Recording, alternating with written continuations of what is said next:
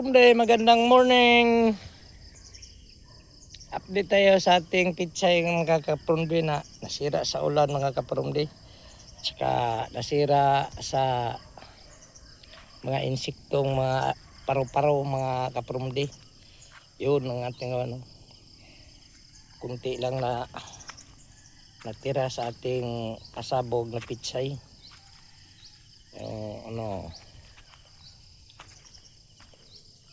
Maraming namamatay.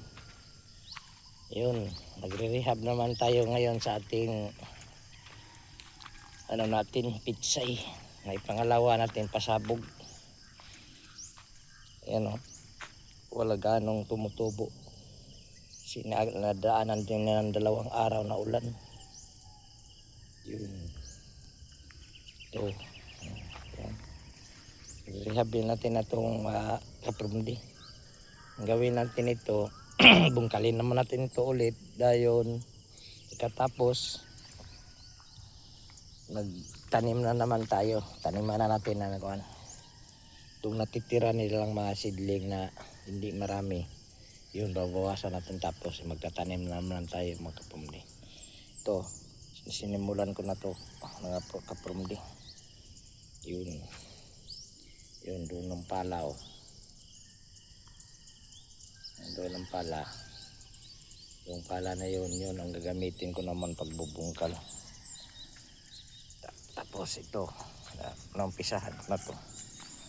Yan mga kaprumdi, ayan bagong tanim ko to kagabi mga kaprumdi. Ito naman ang bagong kong tanim na pitsay.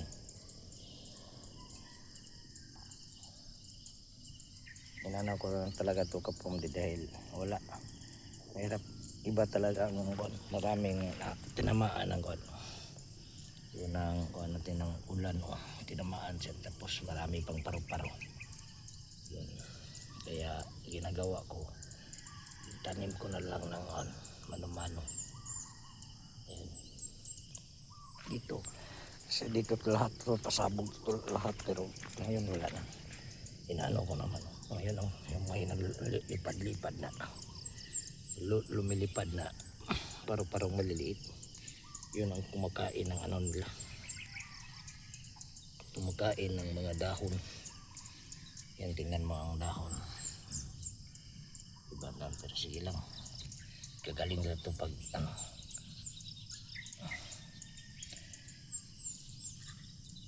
maalagaan siya lang ng mabuti.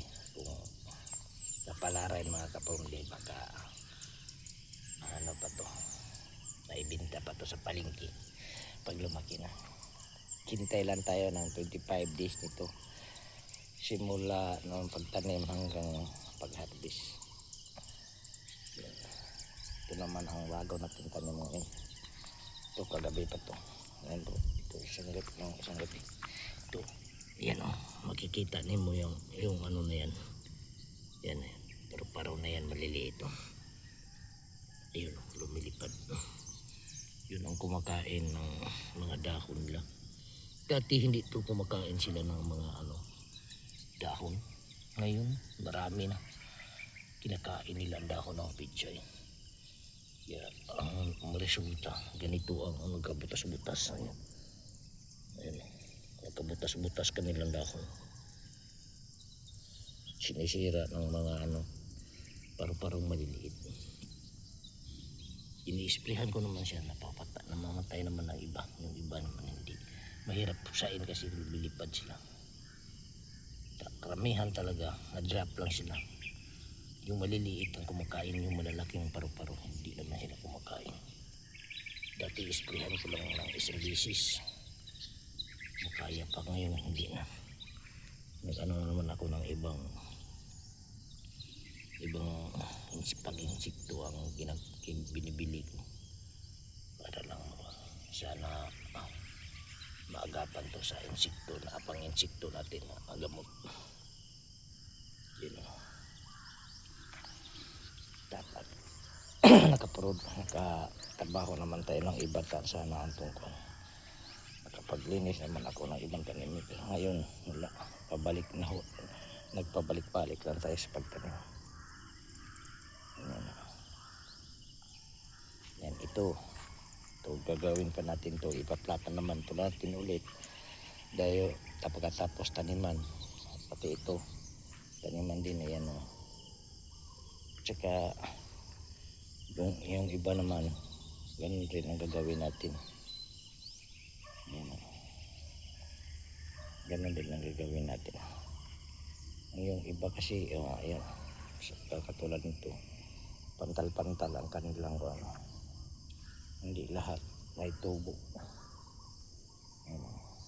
Ito marehab naman to, paglaki ng kunti ng mga seedling ng pichay, i-rehab naman natin to.